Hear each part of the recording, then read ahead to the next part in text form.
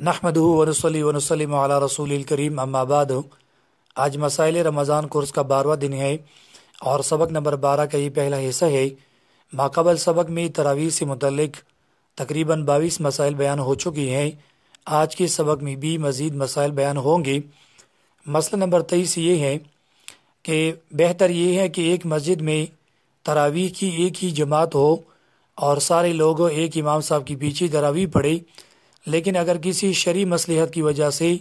ایک مسجد میں متعدد جماعتی ہو رہی ہو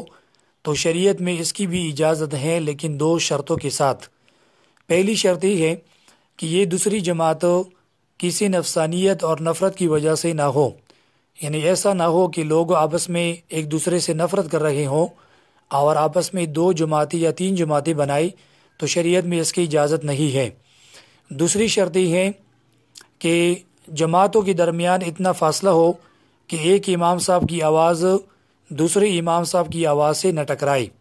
تو اگر یہ 2 شرائط موجود ہیں تو پھر ایک مسجد میں تراویح کی متعدد جماعتیں بھی ہو سکتی ہیں۔ مسئلہ نمبر 24 یہ ہے کہ مردوں کے لیے حکم یہ ہے کہ وہ مسجد میں جا کر باجماعت تراویح ادا کرے، اور عورتوں کے لیے حکم یہ ہے کہ وہ گھر کے اندر انفرادی طور پر تراویح پڑھے اور مسجد میں نہ جائے، کیونکہ خواتین کے لیے گھر کے اندر انفرادی تراویح پڑھنا افضل اور بہتر ہے۔ اور دوسری وجہ یہ ہے کہ آج کل چونکہ پرفتن دور ہے، تو اس دور میں اگر عورتیں مسجد میں جائے گی تو بجائے ثواب کی وہ دوسرے مفاسد کو جنم دے گی۔ اسی وجہ سے خواتین کے لیے بہتر یہ ہے کہ وہ گھر کے اندر رہ کر انفرادی طور پر تراویح ادا کرے۔ مسئلہ نمبر 25، خواتین کے لیے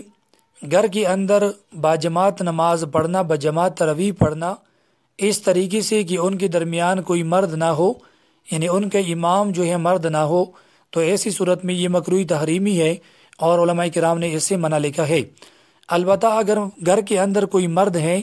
اور وہ تراویح کی جماعت پڑھا سکتا ہے تو ایسی صورت میں خواتین اس کے پیچھے تراویح باجماعت پڑھ سکتی ہیں۔ اور پھر ترتیب یہ ہوگی کہ اگر مرد اکیلا ہے اور وہ امام ہے تو خواتین اس کے پیچھے صف بنائے، اور جو محرم خواتین ہے وہ پہلی کڑی ہو اور جو غیر محارم ہے وہ پیچھے کڑی ہو، اس ترتیب سے وہ صفیں بنائیں۔ اور اگر اس امام صاحب کے ساتھ دیگر مرد بھی ہیں تو پہلے مردوں کا صف بنایا جائے، پھر اس کے بعد اگر چھوٹے بچے ہیں ان کو صف میں کھڑا کیا جائے، اور اس کے بعد جو خواتین ہیں ان کو صفوں میں کھڑا کیا جائے۔ اس طریقے سے وہ نماز باجماعت بھی پڑھ سکتی ہے۔ اور علماء کرام نے یہ مسئلہ بھی لکھا ہے کہ اگر کسی گھر میں صرف غیر محارم خواتین ہیں اور مرد جو ہے امام ہو اور اس کے پیچھے کوئی محرم خاتون نہ ہو، تو پھر صرف غیر محارم خواتین کو نماز باجماعت پڑھانا مرد کے لیے بھی مکروہ ہے، اس سے اجتناب کرنا چاہیے۔ مسئلہ نمبر 26،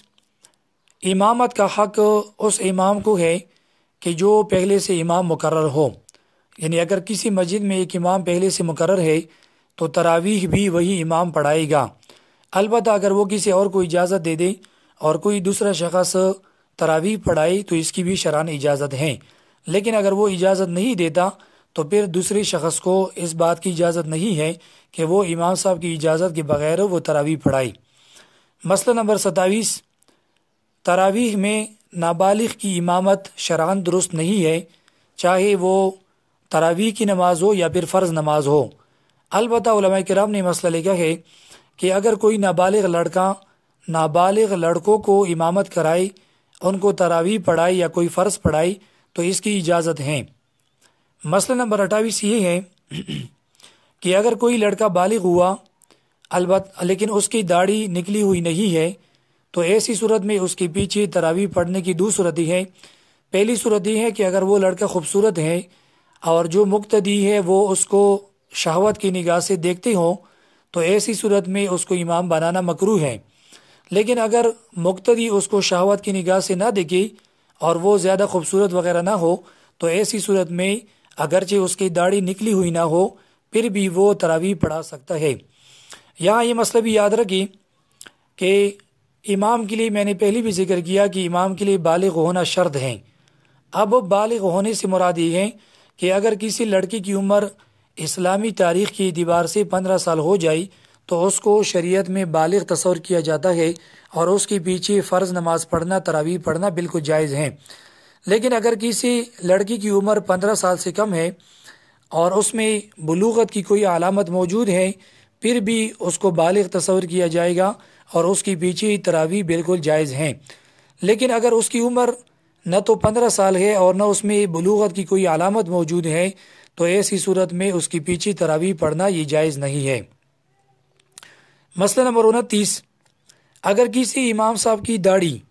ایک مشت سے کم ہو، یعنی وہ داڑھی کٹاتا ہو یا پھر داڑھی منڈواتا ہو،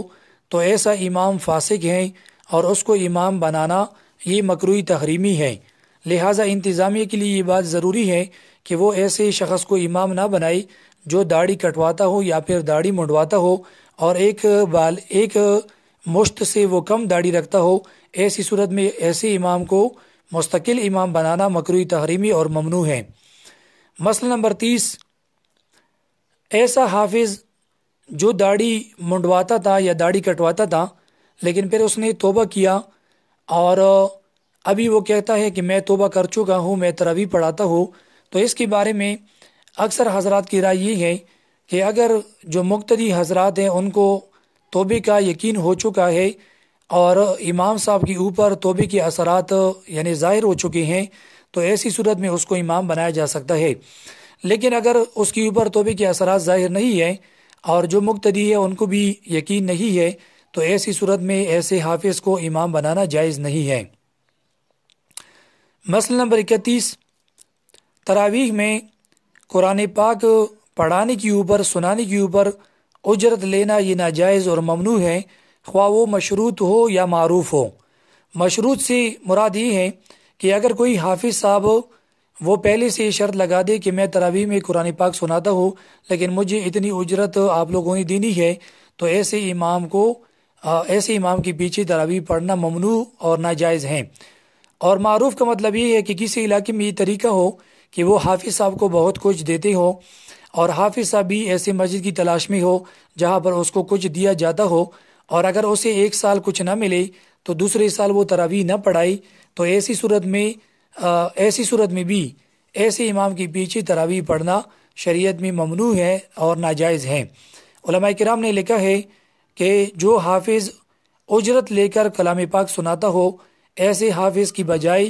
اس شخص کے پیچھے تراویح پڑھنا بہتر ہے کہ جو چھوٹی چھوٹی صورتیں پڑھ کر جو ہے تراویح پڑھاتا ہو۔ مسئلہ نمبر 32، اگر کوئی امام صاحب معذور ہے اور وہ روزہ نہیں رکھ سکتا لیکن وہ تراویح پڑھا سکتا ہے، تو ایسی صورت میں ایسے امام کے پیچھے بھی تراویح پڑھنا جائز ہے۔ مسئلہ نمبر 33، اگر کوئی امام صاحب عذر کی وجہ سے کھڑے ہو کر تراویح نہیں پڑھا سکتا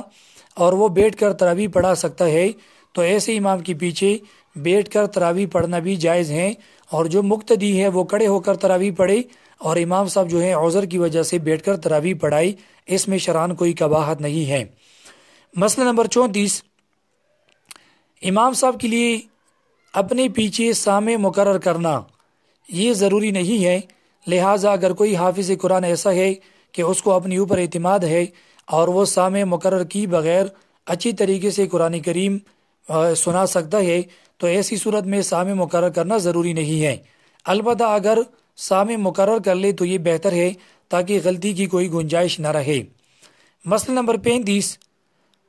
جس طرح امام کے لیے بالغ ہونا شرط ہے، اسی طرح سامع کے لیے بالغ ہونا ضروری نہیں ہے، لہٰذا اگر سامع یعنی نابالغ لڑکا ہے تو اس کو بھی سامع مقرر کیا جا سکتا ہے اور وہ امام کو لقمہ دے سکتا ہے۔ مسئلہ نمبر 36، جس طرح امام صاحب کے لیے تراویح کے اوپر اجرت لینا ناجائز ہے، اسی طرح سامع کے لیے بھی اجرت لینا ناجائز ہے۔ مسئلہ نمبر 37، سامع کے لیے یہ ضروری ہے کہ وہ اپنے امام صاحب کو